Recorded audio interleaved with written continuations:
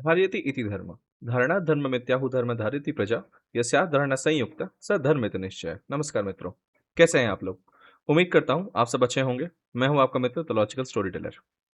पिछले वीडियो में हमने देखा था कि कैसे कीचक की मृत्यु के उपरांत दुर्योधन ये निश्चय करता है कि पांडव विराट नगर में है और उस पर आक्रमण करने की योजना बनाता है। अगर आपने पिछला वीडियो नहीं देखा है तो ऊपर दिए हुए लिंक पर क्लिक करके देख सकते हैं। विराट पर्व के 31वें सर्ग के आरंभ होने के साथ ही प्रथम श्लोक में यह बात आती है, जहां पे व्यास मुनि ने यह स्पष्ट कर दिया है कि पांडवों का 13वां वर्ष यानी अज्ञात वर्ष भी पूरा हो चुका था। तो फिर 13वें वर्ष के अंत में त्रिगर्त नरेश सुशर्मा अपनी सेना लेके विराट नगर पर आक्रमण करता है और उनके गौवों को अपने कब्जे में कर लेता है।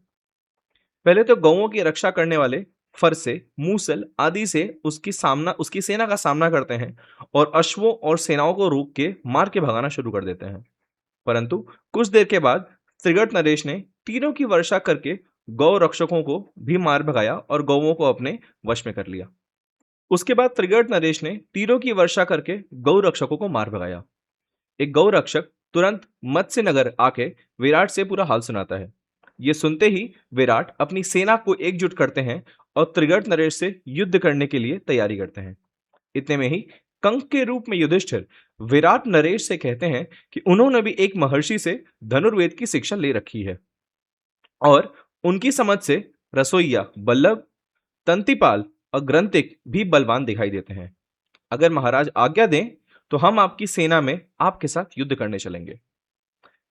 बल्लभ ने जीमूत को पहले ही मार के अपना बाहुबल सिद्ध कर लिया था और बाकी तीन भाई भी तो शूरवीर पांडव ही थे, अर्थात किसी भी वेश में हो बलवान तो दिखते ही थे। ये सोचकर मत्स्य नरेश अर्थात विराट ने उन सबको एक एक रथ प्रदान किया। यहां से युद्ध की तरफ बढ़ने से पहले मैं एक चीज की तरफ आपका ध्यान आकर्षित करना चाहूंगा जो मुझे बहुत ही इंटरेस्टिंग लगती है। जब विराट की सेना युद्ध की तैयारी कर रही थी तो युद्ध में प्रयोग होने वाले कवच, रथ, घोड़ों का डिस्क्रिप्शन आया है। चलिए एक बार उसको देखते हैं, क्योंकि उससे हमें हमारे भारतीय सिविलाइजेशन एडवांसमेंट और इंजीनियरिंग के बारे में कुछ पता चलता है। सबसे पहली बात आती है शतानीक, जो विराट का भाई था। उन्होंने ऐसे कवच पहने थे जिस पे गोल्ड प्लेटिंग थी और उसके अंदर डायमंड शेप चेन मेल या लोहे की जालियां थीं। उसके बाद मदिराक्ष, जो विराट का छोटा भाई था, उसने एक काफी मजबूत कवच धारण किया जो एक अत्यंत कठोर चीज से बना हुआ था। यह ध्यान रखना आवश्यक है कि उस वक्त लोहे के तीर और कवच और हथियार होते थे, तो अगर कवच लोहे का होता तो लोहा लिखा जा सकता था, अर्थात हो ना हो यह कोई लोहे से भी अधिक मजबूत चीज ही थी। इसके बाद विराट की कवच की बात आती है, जो किसी अस्त्र शस्त्र से नहीं टूट सकता था, अर्थात वो भी अत्यधिक मजबूत था। कदाचित मदिराक्ष के कवच से भी ज्यादा सुदृढ़। और क्यों ना हो, विराट मत्स्य देश का राजा था तो उसकी सुरक्षा सबसे महत्वपूर्ण थी। खैर, उसके अतिरिक्त ऐसी फूलियां उस कवच पे लगी हुई थी जो सूर्य के समान चमकीली थी। 100 भवरे बने थे और 100 नेत्र के समान चक्र बने हुए थे। उसके पश्चात सूर्यदत्त और शंख के श्वेत रंग के कवच की बात आती है, जो सूर्य सा चमकता था और नेत्र के समान 100 चिन्ह बने हुए थे। इतना ही नहीं, इसके बाद रथ और घोड़ों के बारे में भी बताया गया है, जिसमें विशाल रथ को और रथी के समान भारी रूप से हथियार को ढोने की क्षमता थी और घोड़ों में स्वर्ण जड़ित बख्तर लगाए गए थे। उसके बाद सब ने अपने अपने रथ पे ऊंचे ऊंचे ध्वजा पताका फहराई।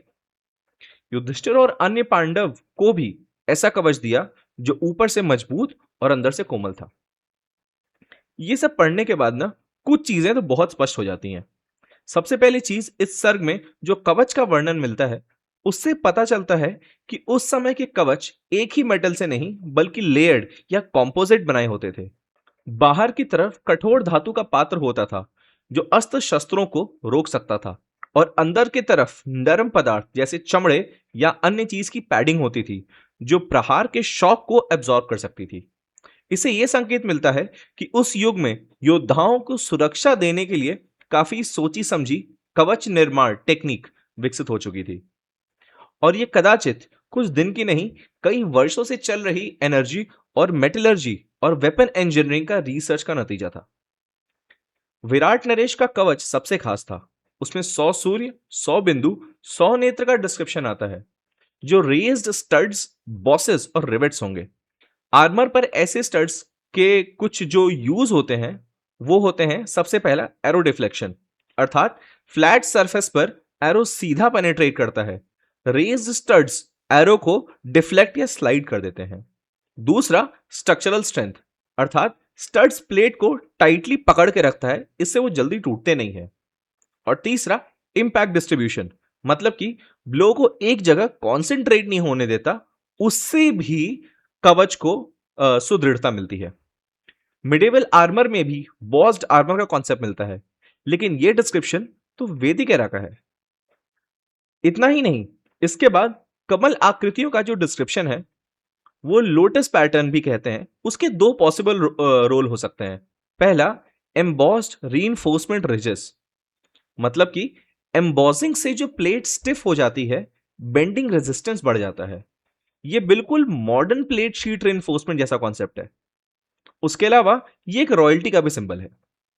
अब यह भी लिखा हुआ है कि कवच के नीचे लोहे की जालियां लगी हुई थी।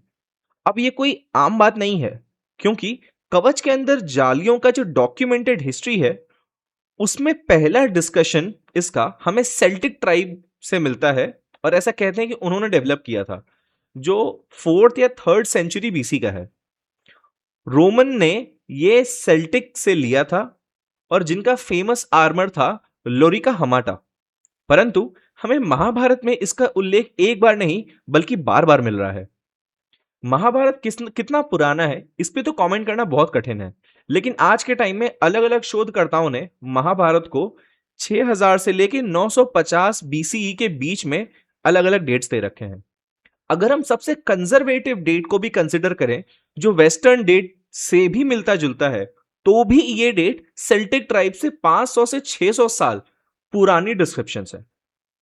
श्लोकों में आय सगर्भ, सुवर्ण पत्र और फौलाद जैसे शब्द मिलते हैं। ये साधारण काव्यात्मक शब्द तो नहीं हो सकते, ये वास्तव में उस समय की मेटलर्जी अर्थात धातु तकनीक की ओर संकेत कर सकते हैं। थोड़ा ध्यान से देखें तो इनसे कवच के बनने की प्रक्रिया का भी अंदाजा मिलता है। संस्कृत में आयस शब्द सामान्यतः धातु के लिए प्रयोग होता है, लेकिन वैदिक और उत्तर वैदिक साहित्य में इसके अलग अलग प्रकार मिलते हैं। जैसे कृष्ण आयस काला धातु, आमतौर पे आयरन की बात करते हैं, और लौह आयस यानी लाल धातु अर्थात कॉपर या ब्रॉन्ज की बात होती है। महाभारत के समय पर आयस अक्सर आयरन या स्टील के अर्थ में भी इस्तेमाल होने लगा था।